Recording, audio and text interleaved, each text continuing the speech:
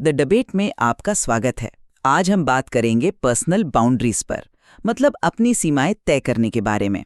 सवाल ये है कि ये कुछ लोगों के लिए इतना आसान और दूसरों के लिए इतना मुश्किल क्यों होता है। हमारी स्रोत सामग्री इसी पर एक बहस छेड़ती है। बाउंड्री सेट करने की हमारी काबिलियत क्या ज़्यादातर हमारे अंदर से आती है, मतलब हमारी सेल्फ अवेयरनेस और कॉन्फिडेंस से, या फिर हमारे रिश्ते और परवरिश जैसे बाहरी फैक्टर्स इसे ज़्यादा तय करते हैं। मेरा मानना है कि इसकी जड़ें पूरी तरह हमारे अंदर ही होती हैं। और मैं मानता हूं कि बाहरी दुनिया का असर कहीं ज्यादा गहरा होता है, जिसे हम नजरअंदाज कर ही नहीं सकते। देखिए, सीमाएं तय करना फंडामेंटली एक अंदरूनी काम है।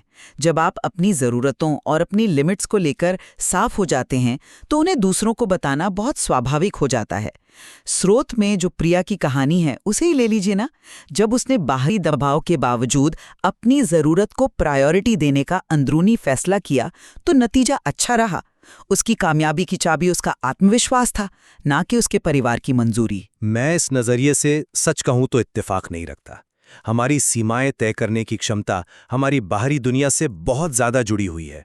स्रोत सामग्री में ही देखिए, सीमाएं ना बना पाने की सबसे बड़ी वजह क्या बताई गई है।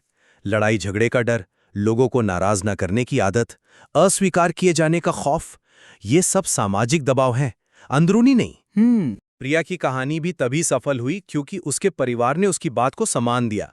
जरा सोचिए, अगर उन्होंने उसकी बात का मजाक उड़ाया होता तो क्या होता। वही अनुभव उसके डर को और पक्का कर देता।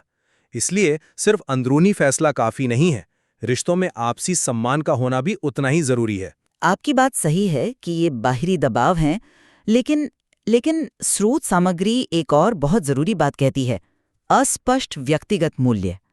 जब एक इंसान को खुद ही नहीं पता कि उसके लिए क्या सही है तो वो किसी भी बाहरी दबाव के सामने झुक जाएगा। तो क्या असली काम बाहर की दुनिया को ठीक करना है या पहले अपने अंदर की उलझन को सुलझाना है? मेरे हिसाब से शुरुआत हमेशा अंदर से होती है। चलिए, मैं आपकी बात एक पल के लिए मान भी लूं कि शुरुआत अंदर से होती है, पर क्या यह सफर अकेले पूरा हो सकता है? स्रोत साफ कहता है कि रिश्तों में आपसी सम्मान इस प्रक्रिया को आसान बनाता है। इसका मतलब साफ है, ये एक दो तरफा रास्ता है। आप कितनी भी हिम्मत जुटाकर अपनी बात रख दें, लेकिन अगर सामने वाला इंसान उसे सुनने या समझने को तैयार ही नहीं है, तो आपकी सारी अंदरूनी हिम्मत वो बेकार जा सकती है। मैं समझती हूँ आप क्या कह रहे हैं, लेकिन बेकार शब्द शायद सही नहीं है। स्रोत समाधान के तौर पर अभ्यास और अनुभव पर जोर देता है। ये दोनों व्यक्तिगत प्रयास हैं, है ना? ये हमें सिखाता है कि हम अपनी सीमाओं को इस तरह रखें कि रिश्ते मजबूत हों। ये एक कम्युनिकेशन स्किल है, मतलब शक्ति आपके हाथ में है। तो फिर मेरे उस सवाल का जवाब दीजिए। अगर प्रिया का परिवार उसकी ईमानदारी का मजाक उड़ाता तो क्या होता?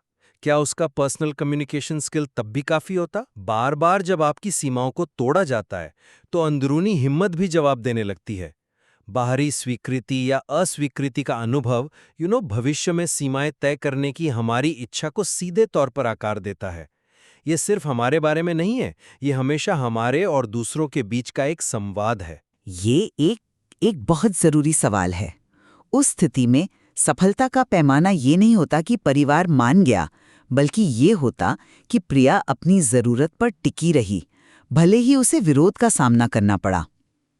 अंदरूनी शक्ति का मतलब हमेशा बाहरी जीत नहीं, बल्कि अंदरूनी दृढ़ता है। उस अनुभव से भी वो कुछ सीखती और अगली बार के लिए और तैयार होती। और यही तो मेरा पॉइंट है। वो अगली बार इस बात पर निर्भर करेगा कि पिछला अनुभव कितना दर्दनाक था। अगर बाहरी माहौल लगातार हॉस्टाइल हो तो एक व्यक्ति का अंदरूनी संकल्प धीरे धीरे खत्म हो सकता है। हम वैक्यूम में नहीं जीते, हमारे रिश्ते हमें बनाते भी हैं और तोड़ भी सकते हैं। अंदरूनी संकल्प को बाहरी समर्थन की जरूरत होती ही है। इस चर्चा से ये साफ है कि बाहरी प्रतिक्रिया मायने रखती है, पर मैं फिर भी यही कहूंगी कि उस प्रतिक्रिया से निपटने की क्षमता और साहस वो आत्मजागरूकता से ही आता है। ये आंतरिक शक्ति ही पहला और सबसे जरूरी कदम है। और मैं मानता हूं कि आत्मजागरूकता जरूरी है, पर हमारा तर्क यह है कि वो जागरूकता बिना सुरक्षित माहौल और आपसी सम्मान के व्यवहार में नहीं बदल सकती। ये दोनों एक दूसरे से गहराई से जुड़े हुए हैं। तो ये स्पष्ट है कि व्यक्तिगत सीमाएं एक जटिल विषय है, सवाल ये बना रहता है, क्या सीमाएं एक व्यक्तिगत किला है जिसे हम अकेले बनाते हैं, या एक साझा पुल जिसे हम दूसरों के साथ मिलकर बनाते हैं?